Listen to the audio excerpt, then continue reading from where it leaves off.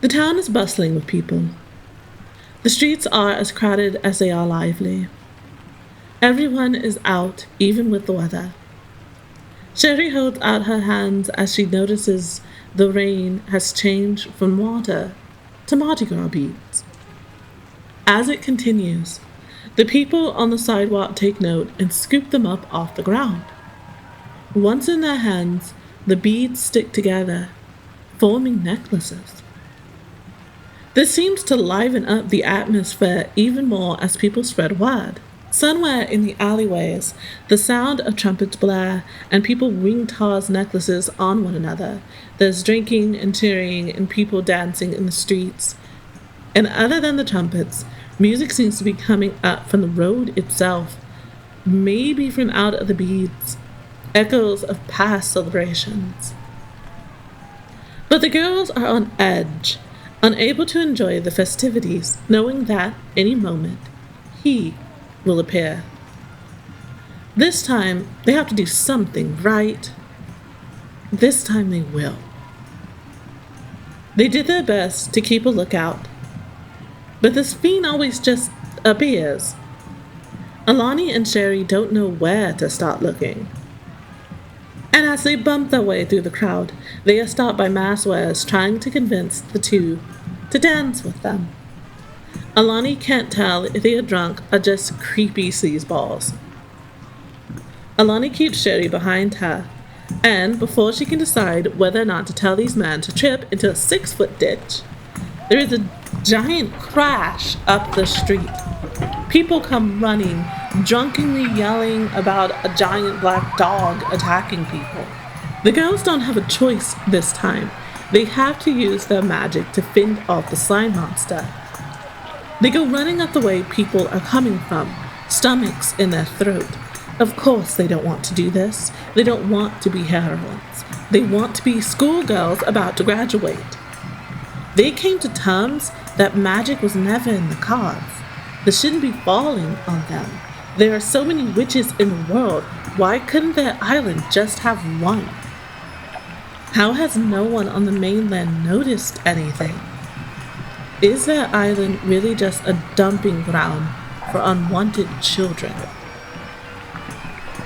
Gormandizing Gazi is indeed the giant black dog the drunks were screaming about.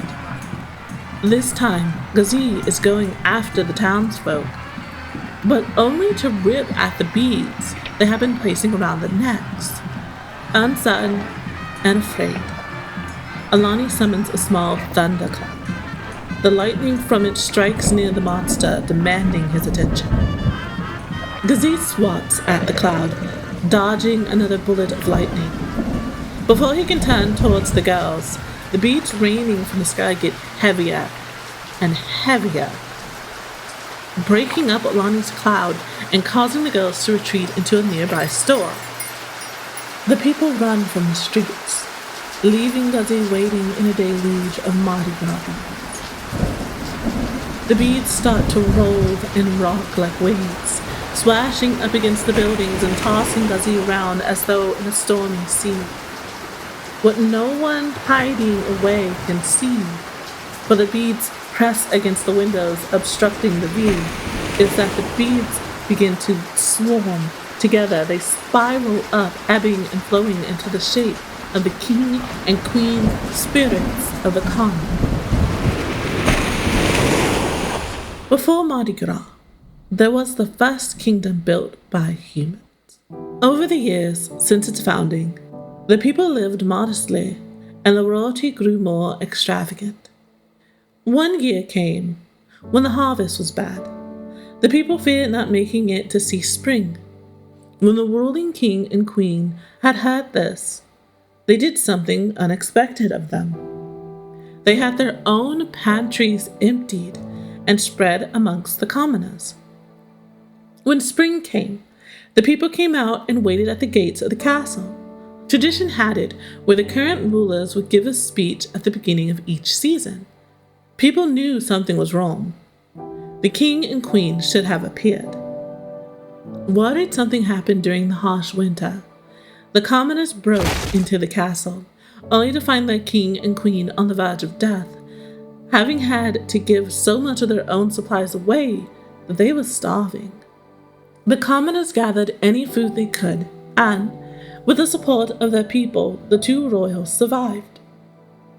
For the rest of their rule, the people and the royals would fast together leading up to spring, and then share in a great feast. The kingdom would collapse under a different rule a few centuries later, and the holiday would shift with the times. Sometimes the fast would take place after a great feast. For a while, the season was changed to fast during fall to have enough for winter. Regardless, the holiday persists to the version it is today, a celebration of life. And right now, that celebration sounds like it is struggling to survive. The trumpets get louder and more chaotic. Alani and Shari are pulled away from the windows. They're not the only people hiding in this building, though they are the only people that have any idea what's going on. Suddenly, it's almost as though the trumpets scream, and then everything gets quiet. Everyone looks at each other. A woman yelps in shock. When the crowd looks over to her, they see the beads around her neck pop.